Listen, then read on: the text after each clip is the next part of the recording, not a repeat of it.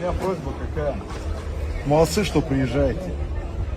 Спасибо от людей обычно. Да? Это важно на самом деле, то, что оставляете свои там семейные вопросы. Понятно, там по-разному реагируют, там хайп, не хайп, там, и так далее. Культура вообще дагестанцев в целом, мы никогда не забываем, кто нам помогает. Да? У меня просьба в чем? Вот здесь, когда пришли, чтобы надежды людей, вот такие, да, которые они были тоже удовлетворены, услышаны, раз.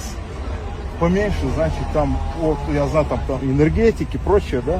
Рекламу уберите, оставьте конкретику. Где можете помочь, помогите.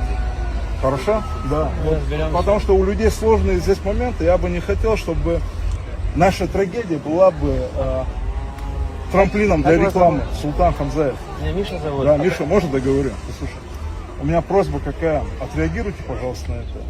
Но, опять-таки, всем, кто приезжает и нам старается помочь, мы всегда будем только благодарны. Молодцы. Да. Согласен, да? Все. Я благодарю. Некоторые потом казино начинают рекламировать, некоторые еще что-то.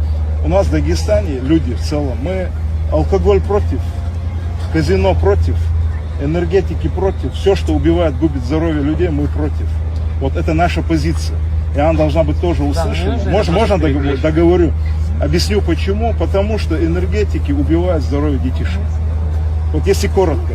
Любой бизнес, я не против бизнеса, есть закон, там по закону то, что можно, нельзя. Вы услышите просто нашу ментальную часть. Это тоже важно. Да? Кто-то же, наверное, здесь есть из наших земляков, кто сопровождает. Делайте помощь без рекламы. Вот у меня просьба такая. Если кто-то не согласен, скажите, что вы. Я сказал то, что где я, по крайней мере, моя позиция.